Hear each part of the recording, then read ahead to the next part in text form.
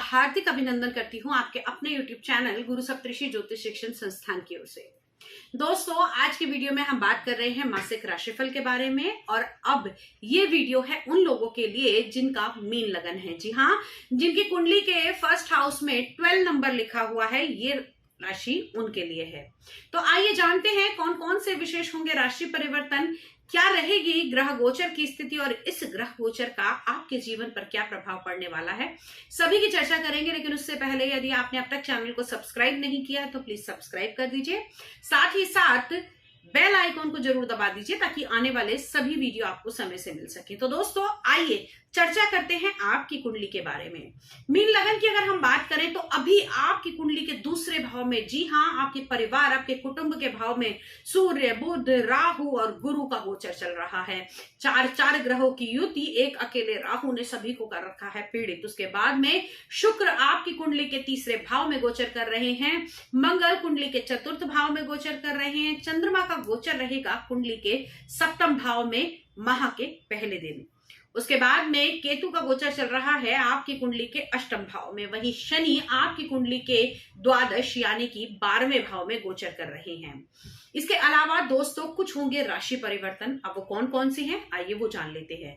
सबसे पहले 2 मई 2023 को शुक्र देव अब तक जो स्वराशि के चल रहे थे निकल कर आएंगे मीन राशि में और आप लोगों की कुंडली के चतुर्थ भाव में गोचर करेंगे।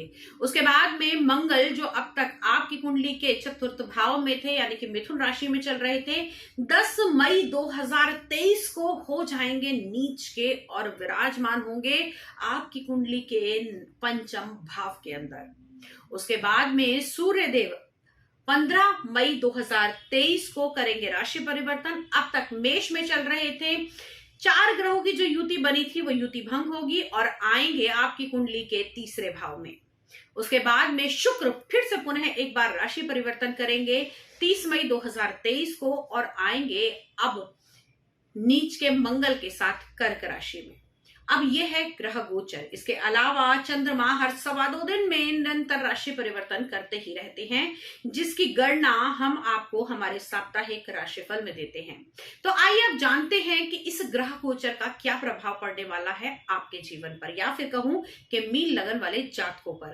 तो सबसे पहले मीन लगन, आपके लगन के स्वामी दोस्तों अब तक लगन में विराजमान थे। अब ये लगन के स्वामी अप्रैल के महीने से ही, जी हाँ, अप्रैल के महीने में हुआ है राशि परिवर्तन 22 तारीख को और आ गए हैं आपकी कुंडली के दूसरे भाव में।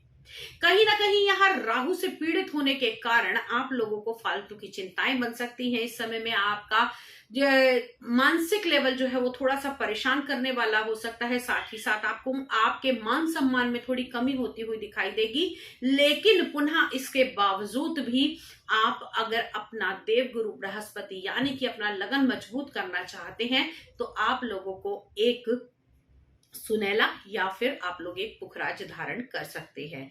किसी भी नग को धारण करने से पहले किसी ज्योतिषी से सलाह अवश्य लीजिए। उसके बाद में बात करते हैं आप लोगों के कुंडली के दूसरे भाव की, जिसमें 4 ग्रहों की युति इस समय चल रही है। तो दोस्तों, अगर मैं कहूं कि इस समय में आपके परिवार में, आपके कुटुंब के अंदर बड़ी खटपट चल रही है, बड़े उतार चढ़ाव चल रहे हैं, एक दूसरे के बीच में कोई बात बन नहीं रही है, चाहकर भी घर को संजोकर नहीं रख पा रहे हैं। लेकिन साथ ही साथ ये भाव देखा जाता है आपकी सेविंग्स का भी, तो सेविंग्स में गिरावट आएगी।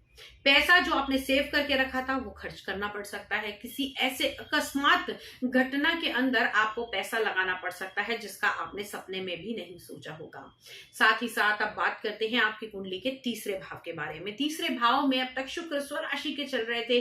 भैया फैसिनेटिंग लाइफ चल रही थी, घूमना फिरना हो रहा था, मौज मस्ती हो रही थी, दोस्तों के साथ बाहर जा रहे थे, गर्लफ्रेंड को घुमाने जा रहे थे, पत्नी के साथ में बाहर जा रहे थे, क्योंकि ये यात्राओं का घर माना जाता है। और यहाँ पर ऐश्वर्य का कारक शुक्र स्वयं अपनी ही राशि में थे, अब करेंगे राशि परिवर्तन और आ जाएंगे आपके सुख भाव के अंदर। तो अब ये सुख कहां से मिलेगा? यात्राओं से मिलेगा।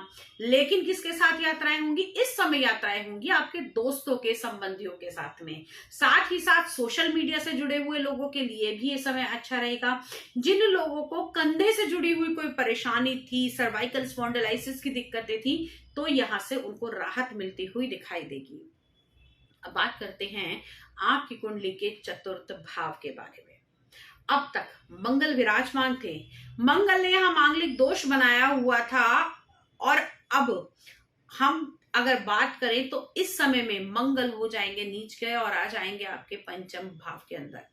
तो कहीं ना कहीं दोस्तों शिक्षा के क्षेत्र से अगर जुड़े हुए हैं तो बहुत ज्यादा संभल कर कार्य करिएगा। साथ ही साथ प्रेम संबंध भी गड़बड़ा सकते हैं। भाग्य से काम आपके रुकेंगे। जो काम बड़े फ्लुएंटली चल रहे थे, आपको मकान का सुख मिल रहा था, वाहन का सुख मिल रहा था, तो अचानक से उसमें गिरावट आती हुई दिखाई देगी। साथ ही साथ आपके फादर की हेल्थ भी इस समय में गड़बड़ा सकती है। लोन लेकर जो आपने प्रोजेक्ट शुरू करे थे उन पे बहुत ज्यादा ध्यान देने की आवश्यकता है। वहीं अच्छी बात यह रहेगी कि जो लोग बिल्डिंग मटेरियल का काम कर रहे थे या फिर जो लोग प्रॉपर्टी डीलिंग का बिजनेस कर रहे थे, उनके सौदों में कुछ इस समय में खरीदने वालों के लिए कुछ गिरावट आ सकती है। साथ ही साथ शेयर मार्केट से जुड़े हुए लोगों को इस समय एक झटका लग सकता है। अगर उनका मीन लगन है तो किसी भी प्रकार का बड़ा इन्वेस्टमेंट करने से पहले आपको 10 बार सोचने की आवश्यकता है। अब बात करते हैं आपके दाम्पत्य जीवन के बारे में। तो दाम्पत्य जीवन की अगर हम बात करें तो दोस्तों दाम्पत्य जीवन इस माह में आपका बहुत ज्यादा, हम अच्छा भी नहीं कहेंगे बुरा भी नहीं कहेंगे, इस समय में मिला जुला रहेगा। आपके जीवन साथी के साथ संबंध आप खुद बनाएंगे, क्योंकि आपके काम की जो व्यवस्थिता है या आपके काम की व्यस्तता आपके लाइफ को बहुत ज्यादा डिस्टर्ब कर रही है।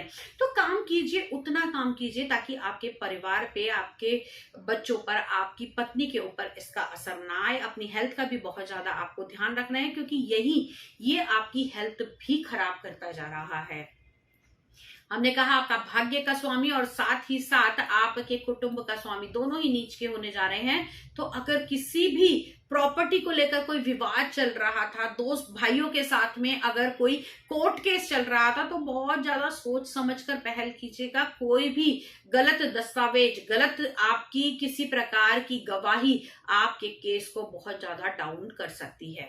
अब जो लोग व्यवसाय के क्षेत्र में हैं, धार्मिक अनुष्ठानों से जुड़े हुए हैं, या फिर मैं कहूँ किसी प्रकार की कंसल्टेशन देते हैं, ज्योतिषी का काम करते हैं, टीचिंग करते हैं, गवर्नमेंट जॉब में है या प्राइवेट जॉब में भी किसी ऊंचे पद पर हैं, तो उन लोगों के लिए भी ये माह जो है वो थोड़ा सा नॉर्मल सा रहने वाला है। इतनी ज्यादा आपकी, जैसे अगर मैं कहूं कि प्रमोशन के चांसेस हैं या फिर आपकी जॉब चेंज होने के चांसेस हैं, तो वो थोड़े से कम दिखाई देते हैं। ओवरऑल ये महीना आप लोगों के लिए चुनौती भरा हो सकता है।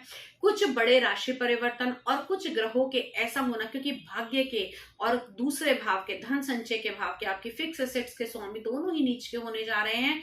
वहीं अगर हम बात करें तो आप लोगों के छठे भाव यानी कि आपके शत्रु भाव के स्वामी भी सूर्य देव अब आएंगे आपके तीसरे भाव में। विवादों से घिरा हुआ आपको इस समय बना सकते हैं। लकी कलर इस बार आप लोगों के लिए रहने वाला है ऑफ व्हाइट कलर या फिर मैं कहूं बेज कलर, और लकी नंबर आप लोगों के लिए रहेगा इस बार नंबर 3। तो दोस्तों ये तो था आपका मासिक राशिफल। इसके अलावा यदि आप किसी समस्या का समाधान पाना चाहते हैं या मुझसे कुछ पूछना चाहते हैं तो आप स्क्रीन पर दिए हुए नंबर पे मुझे संपर्क कर सकते हैं, मुझसे बात कर सकते हैं। अगले वीडियो में आपसे फिर से मुलाकात करती हूँ, कुछ नया लेकर, इंटरेस्टिंग लेकर और कुछ ऐसी विशेष जानकारी लेकर जो हमें सतर्कता दे, हमें आगे बढ़ने के लिए मार्गदर्शन करे। तब तक के लिए जय माता दी।